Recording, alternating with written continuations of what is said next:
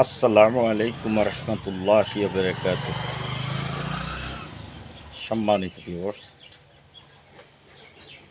সবাইকে আন্তরিক অভিবাদন, সুস্বাগতম। আমরা যুগোপযোগী এবং টেকসই রাজনীতি নিয়ে ডিসকাশন করছিলাম। ইতিপূর্বে আমরা জেনেছি রাজনীতি রাজার নীতি। রাজনীতি কোনো ব্যবসার নীতি নয়, রাজনীতি আয়ের উৎস নয়। রাজনীতি করতে মেধা, চিন্তা চেতনা, সততা ও উৎসাহ, উদ্দীপনা, উদ্দেশ্য সব মিলিয়ে জনসম্পৃক্ততা প্রয়োজন। আসলে এমন একটা নীতি রাজনীতি, যে নীতি পৃথিবীর সকল নীতির থেকে একটু ব্যতিক্রম। কারণ সব নীতিতেই নিজের কর্মক্ষেত্রে জনবল যত কম রাখা যায় সেখানে আমি লাভবান, কিন্তু শুধুমাত্র রাজনীতিতে দক্ষ জনবল যত সম্পৃক্ততা করা যায় সেখানে রাজনীতি লাভবান। সেখানে জনগণের কল্যাণ, সেখানে রাষ্ট্রের কল্যাণ। মূলত কথা হলো, আসলে রাজনীতি এমন একটা নীতি যেখানে রাষ্ট্র জনকল্যাণ করার জন্য মানব জাতি নিজেকে উৎসর্গ করার একটা মাধ্যম হিসাবে ব্যবহার করতে পারে। রাজনীতির জন্য যদি নিজেকে উৎসর্গ করা যায় তাহলেই এটা সঠিক নীতি।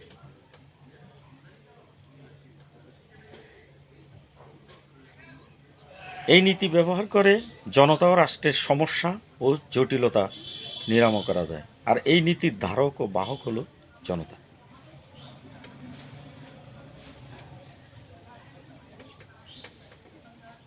যেখানে জনগণ নাই সেখানে রাজনীতির প্রয়োজন নাই। জনকল্যাণের জন্যই রাজনীতি, জনগণই রাজনীতির বাহক। সুতরাং জনতা বা জনগণের ব্যাপক সম্পৃক্ততা ছাড়া রাজনীতি কল্পনা করা যায় না। তাই তো এই নীতিকে সুস্থ রাখার জন্য সুচিন্তিত জনগণের অংশগ্রহণ একান্তই প্রয়োজন। কারণ একটা নীতিকে যত বেশি নিখুঁতভাবে চিন্তা চেতনা দিয়ে ঢেলে সাজানো যাবে তত বেশি এই নীতির উন্নতি ঘটবে।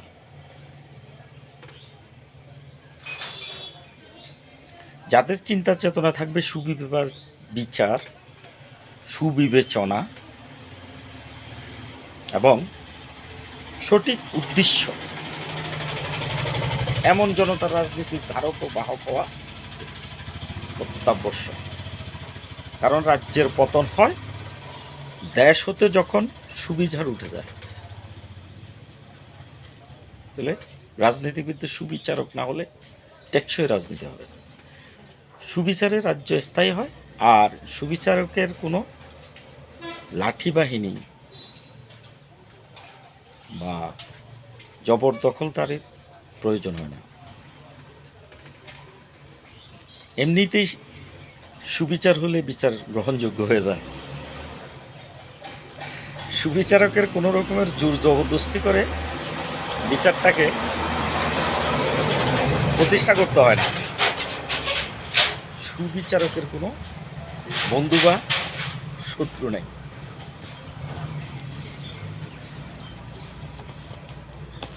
তাহলে রাজনীতিতে জনসম্পৃক্ততা, এবং সেটা হবে সুবিবেচনা সম্পন্ন ব্যক্তি সম্পৃক্ততা।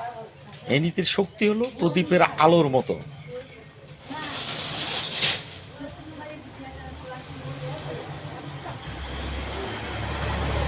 আপনি চাইলে আলো দিয়ে সব কিছুকে আলোকিত করতে পারেন, সাজাতে পারেন, রং সজ্জা করতে পারেন।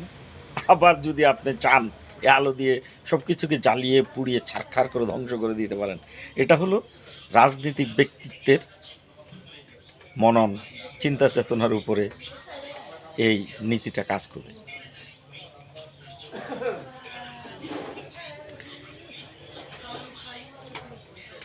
রাজনীতিকে গতানুগতিক সংস্কৃতির সাথে জড়ানো উচিত হবে না। যে আমার 14 পুরুষ কি করেছে, আমাকেও এটা করতে হবে। কারণ রাজনীতি আর সংস্কৃতি দুটো কিন্তু দুই মেরুর জিনিস।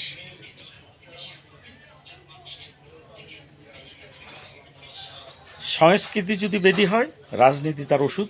রাজনীতি যদি বেশি বেদি হয়, সংস্কৃতি তার ওষুধ। তাহলে আমার দাদা যেভাবে রাজনীতি করেছে আমাকে সেভাবেই করতে হবে, তা কিন্তু নয়।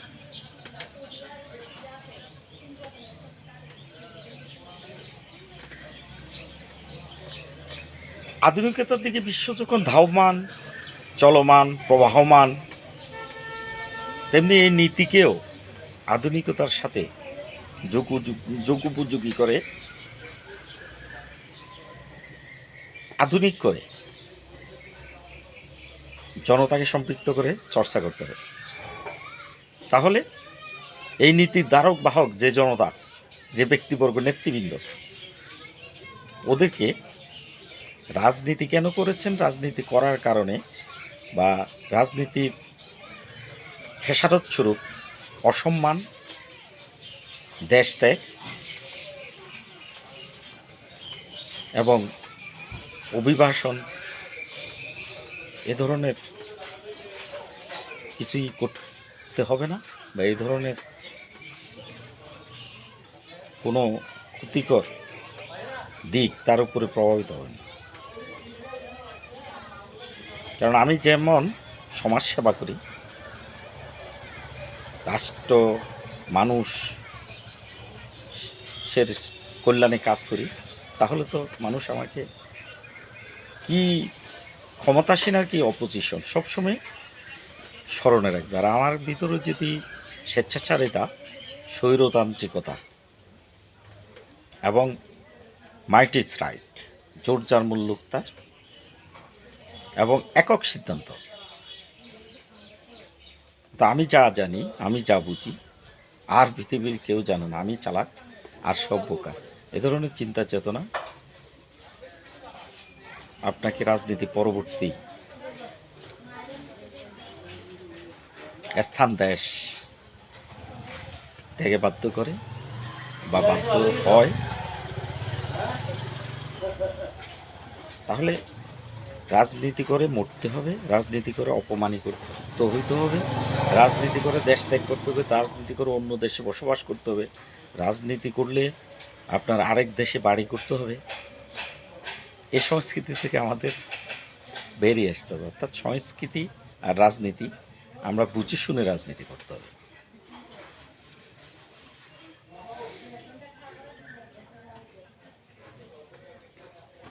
তাই এই নীতি চর্চার আগে মেধা ও বিচক্ষণতা দিয়ে দক্ষ জনতার মিলন ঘটাতে হবে। মানুষ স্বভাবতই রাজনৈতিক প্রাণী, এদের জন্মগত স্বভাব এটা রাজনীতি করা। কেউ সংসারে রাজনীতি করে, কেউ আত্মীয়তার মধ্যে রাজনীতি করে, কেউ সমাজে রাজনীতি করে, কেউ গ্রামে রাজনীতি করে, কেউ আবার রাষ্ট্রীয় পর্যায়ে, কেউ বিশ্ব পর্যায়ে রাজনীতি করে। রাজনীতি মানুষের জন্মগত অধিকার বলা চলে। তাই এই মানুষগুলোকে সুচিন্তিত, মার্জিত রাজনীতি শিক্ষা দিতে হবে। যেহেতু এটা জন্মগত অধিকার, সেহেতু এটা চর্চার আগে তাকে প্রশিক্ষিত করে নেওয়াও প্রয়োজন। কারণ এটা এক গুরুত্বপূর্ণ জিনিস। এই নীতির সাথে জড়িত একটা রাষ্ট্র, একটা জাতি এবং রাষ্ট্রের প্রতিটা বিভাগ, বিচার, অর্থ, শিক্ষা, সব মৌলিক অধিকার থেকে সব কিছুই এই নীতির উপরে ডিপেন্ড করে।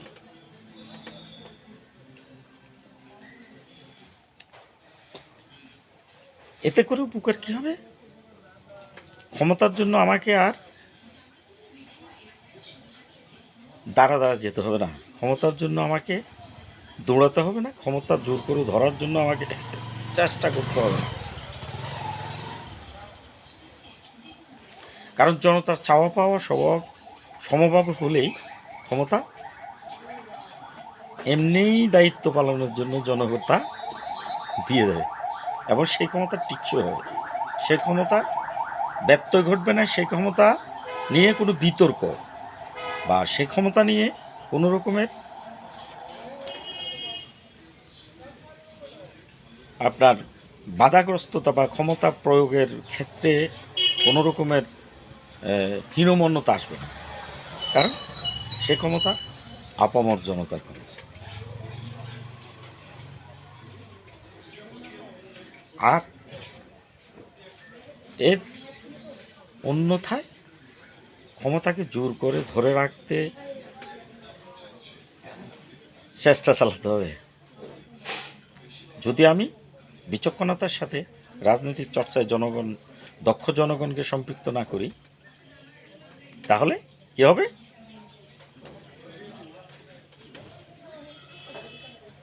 ক্ষমতাকে জোর করে ধরে রাখতে হবে, অর্থাৎ ক্ষমতা চলে যাইতে চাইবে, আমাকে কৌশল করে, কারো ক্ষতি করে, কাউকে দমিয়ে রেখে, মেরে, অন্যায়ভাবে জুলুম করে, কথা বন্ধ করে দিয়ে, বাকস্বাধীনতা হরণ করে ক্ষমতাকে ধরে রাখার চেষ্টা করতে হবে।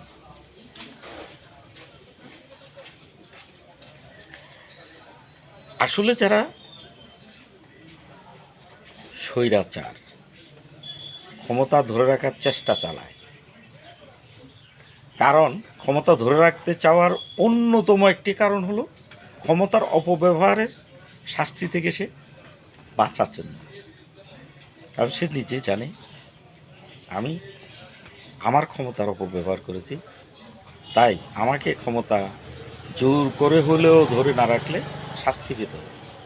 সে শাস্তি থেকে বাঁচার জন্য সে তখন ন্যায় অন্যায় সব কিছু ভুলে, সব কিছু জলাঞ্জলি দিয়ে ক্ষমতাকে জোর করে ধরে রাখার চেষ্টা করে, এবং এতে করেও জনতা ক্ষতিগ্রস্ত হয়, রাষ্ট্র ক্ষতিগ্রস্ত হয়।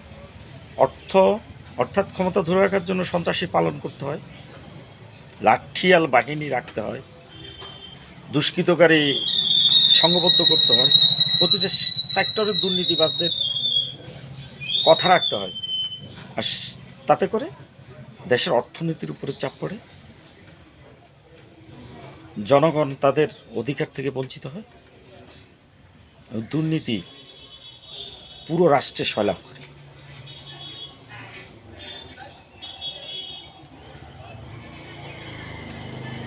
তাই রাজনীতিতে জনতার সম্পৃক্ততা জন্য জনতার মাঝে যার যেমন যোগ্যতা আছে, তাকে সে মতে রাজনীতি করার, কথা বলার সুযোগ দিলে এই নীতির উন্নতি হবে বলে আমার ধারণা। যেমন আমরা গ্রাম্য প্রবাদে বলি, কোদাল যার জমিদার। কৃষককে আমি কৃষি বিষয়ক পদে দিই, শ্রমিককে শ্রমিক বিষয়ক, শিক্ষক বা শিক্ষিত জাতিগোষ্ঠীকে শিক্ষা বিষয়ক, চিকিৎসা শাস্ত্রে অভিজ্ঞ ব্যক্তিদের চিকিৎসা বিষয়ক, অর্থাৎ বিষয়ভিত্তিক ব্যক্তিবর্গের দক্ষতা অনুযায়ী যদি আমরা তাকে সুযোগ করে দিই, তাহলে আমাদের জনসম্পৃক্ততা রাজনীতিতে সুফল বয়ে আনবে। এটা আমার ব্যক্তিগত মতামত।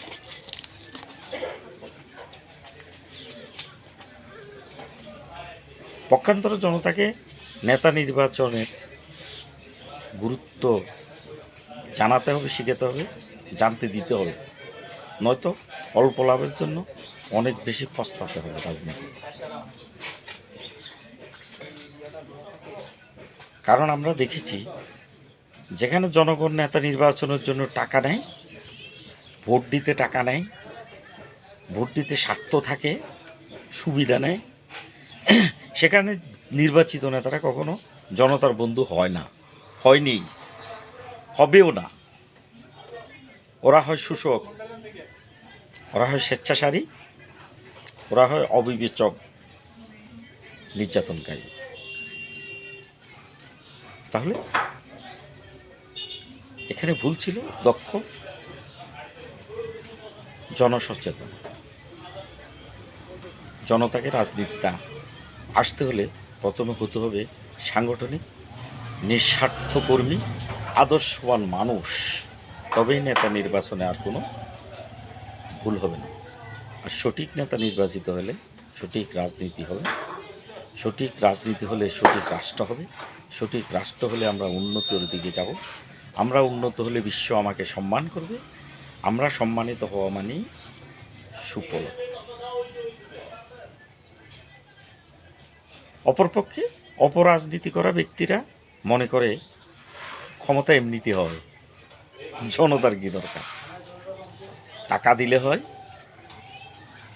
কিছু অবিচার করলে দাপট দেখালে হয়। আসলে অপরাজনৈতিকদের ক্ষমা করা, এসব কাজের জন্য ক্ষমা করা, এটা আসলে উপরওয়ালার ব্যাপার, কারণ তাদের ক্ষমার অযোগ্য তারা। কিন্তু এখানে এসব অপরাজনীতিবিদ,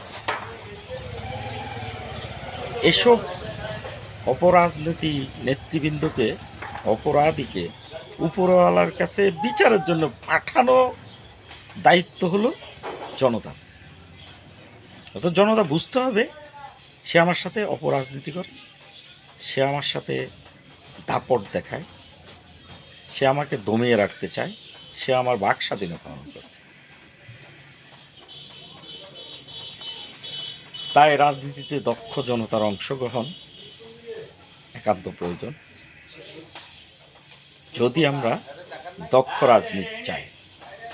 রাজনীতিকে সৎ রাখতে পারে একটি মাত্র উদ্দেশ্য, তা হলো দেশ ও জনতার জন্য ভালো কিছু করার জন্য ক্ষমতায় যাওয়া। এখানে জনগণের প্রধান উৎস, তাই জনতার মধ্যে সৎ নেতা চাই।